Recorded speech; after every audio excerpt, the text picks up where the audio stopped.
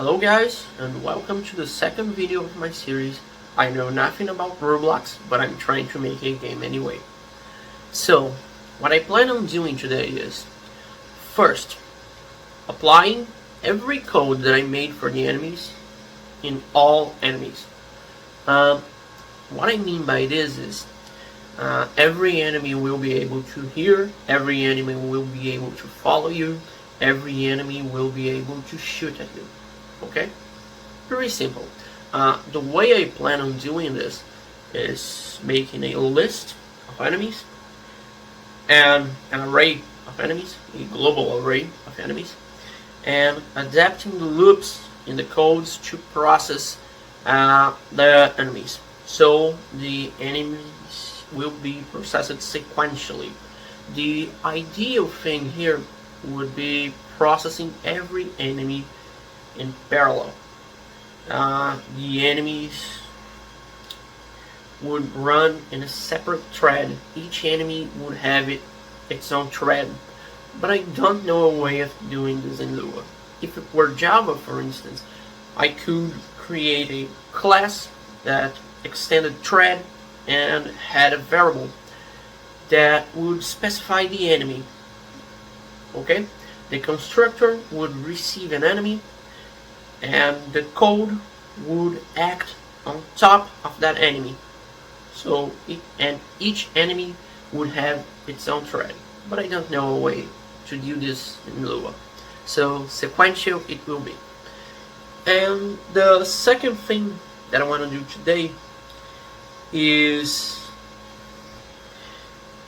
making the takedown available at every enemy.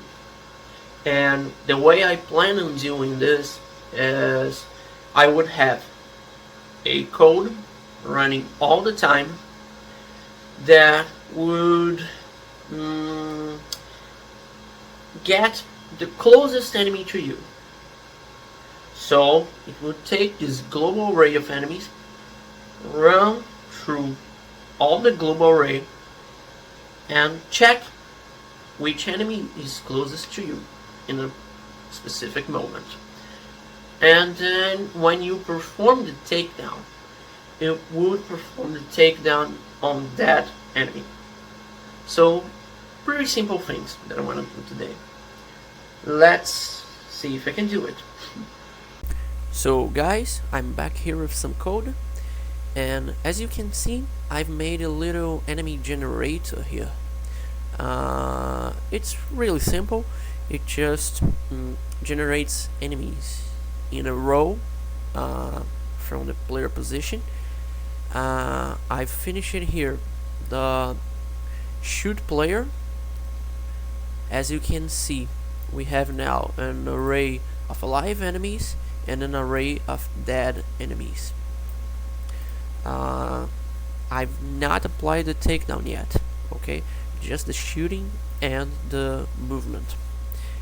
I've tested it already, and it really it is really funny seeing the guys moving in block against you in your direction and being shot by multiple bullets at once is a death penalty. So let's check it. There are the guys. There they go. Like,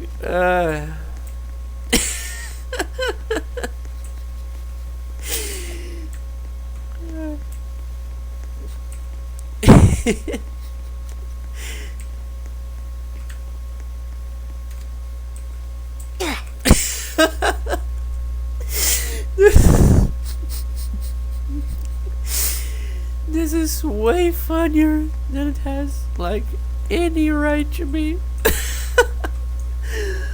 Look at this, man.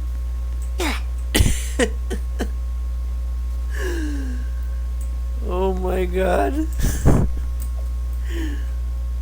And guys, I'm back here with some more code. Here I made the closest enemy updater. It's that module that I said, not that module, it's more comparable to a thread. It's that thread, in quotes, that runs all the time and checks which enemy is the closest to you. Here in the player key binding file, I've changed the takedown function to only to act on the guy that I just took, the closest guy, I mean. And in every other function I needed to put that check here if the enemy is not null, because here when I take an enemy down, I overwrite his position in the array with a null value, just so I don't need to copy everyone one position back, you know. So I added this check here, and in a next round, for instance, I would overwrite the whole array with other enemies. So if we start the game right here, the guys will spawn at my side here, and I took one down, two down. See, they don't move, they don't shoot.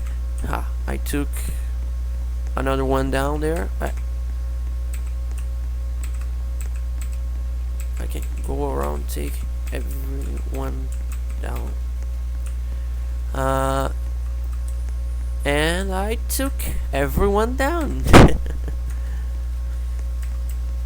Just as I said we could. The distance verification is still working, because here, if we take a look, I saved the that's not the file.